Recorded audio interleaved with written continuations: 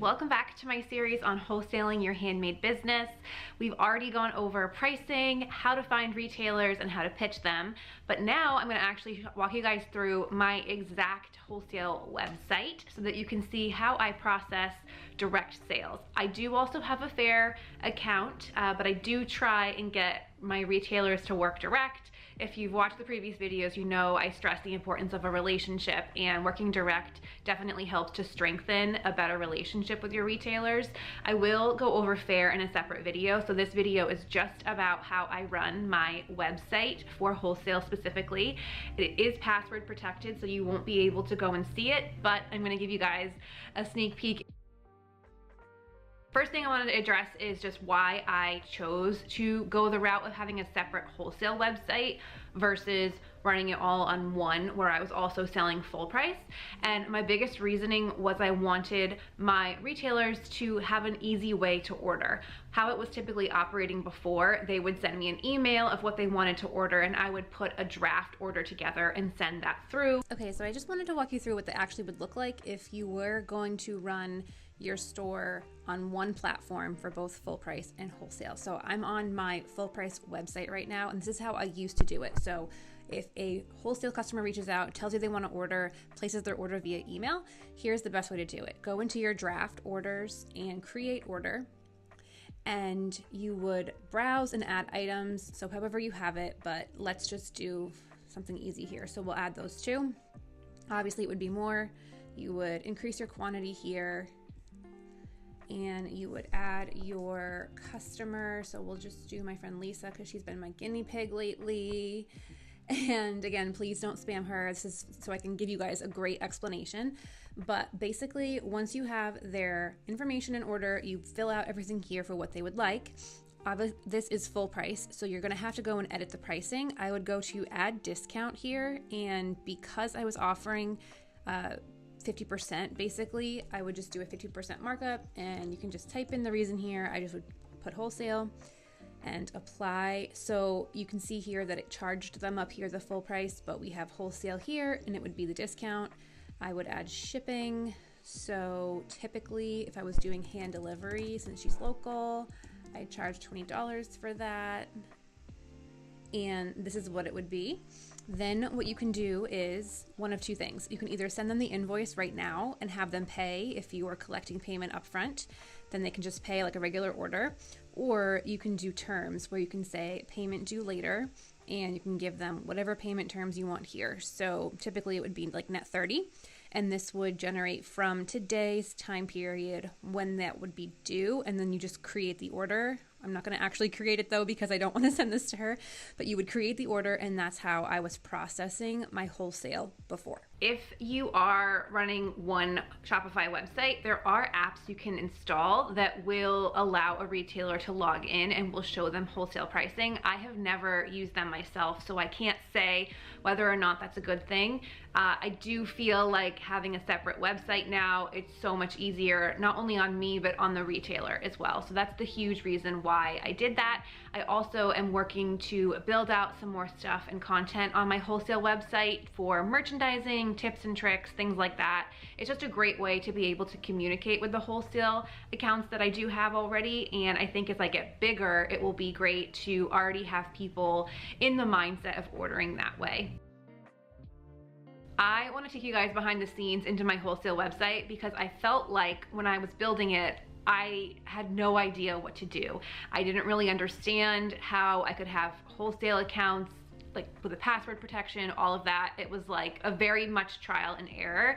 I didn't know how to set up a form in the front to have retailers submit their request to be a wholesaler. So I'm gonna try and share everything with you guys. I will try and keep a couple things discreet, obviously like who my retailers are and their contact information. So if the screen's blurred out a little bit, that's why. I'm just trying to protect my people because, you know, it is the internet. All right, you guys, here we are at my homepage. As you can see, it is password protected.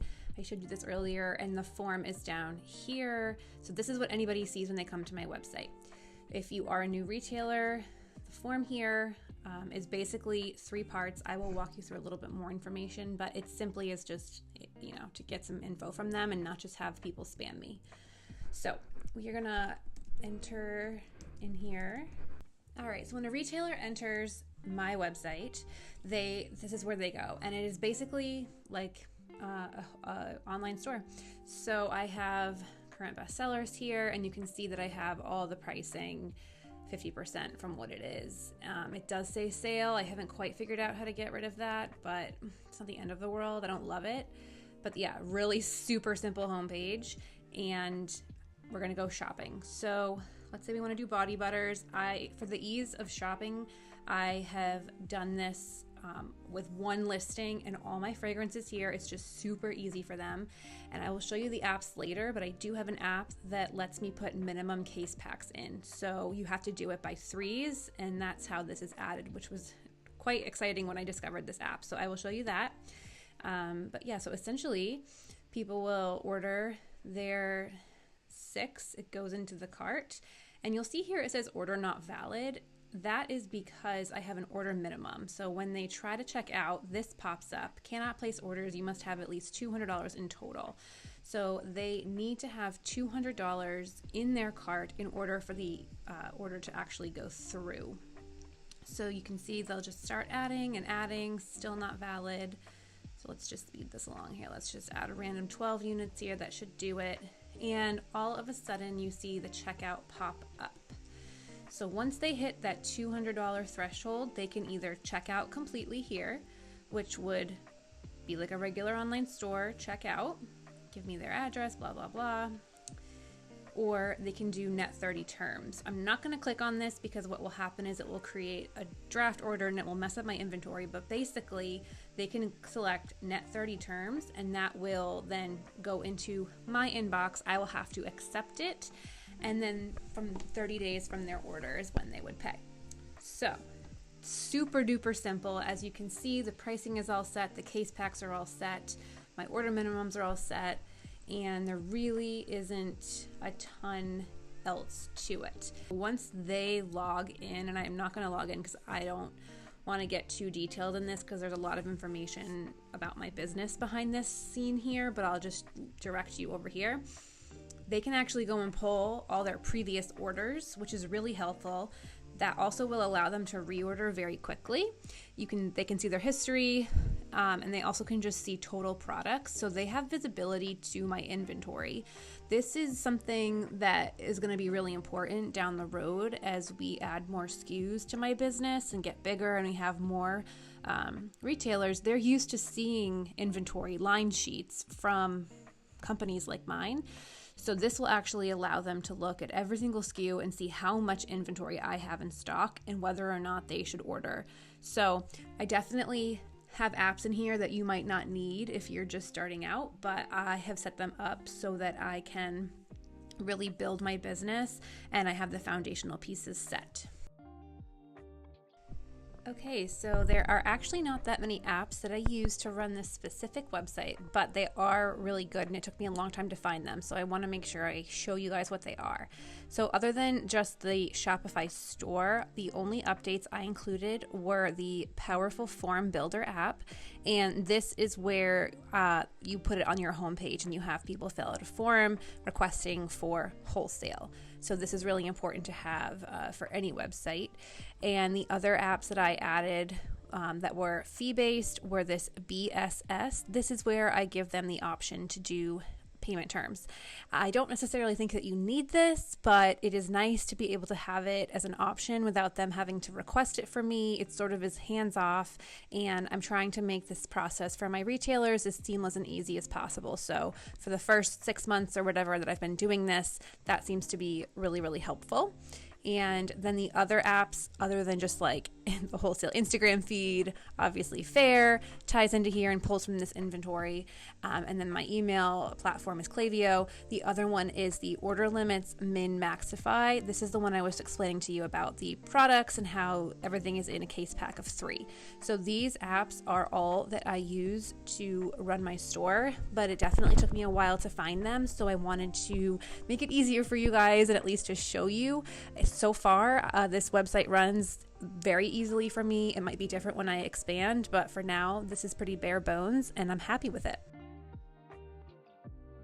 The most important thing when we run a business is understanding how much things actually cost and if it actually makes sense. So I wanted to break down for you guys what it actually costs me to run a separate wholesale website, because I think some people think it's really expensive.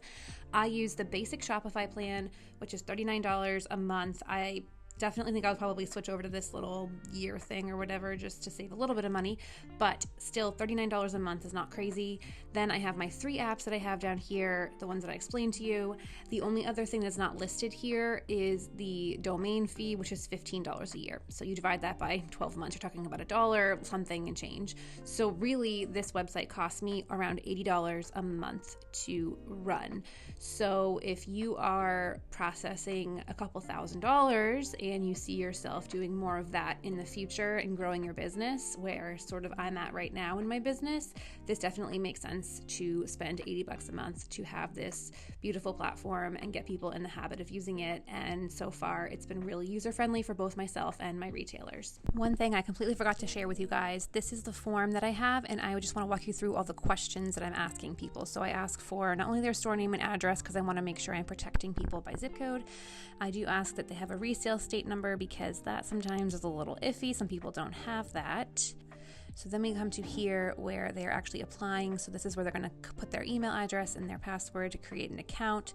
And I just ask them some questions. So tell us like why you would be a good fit for us, what your favorite brands and products that you sell. Most likely the answers to these questions come out very generic, but at least they're here and it's making people, give me a little bit more information. And then what's your Instagram handle? This really is so I can avoid getting a lot of spammers or people who are just not really that interested. And it just really helps with all of that. So I just wanted to at least give you guys a little bit more info, but I hope you guys enjoyed this video and got tons of information. If you have questions, by all means, please leave them down below and I will see you in the next one. Bye.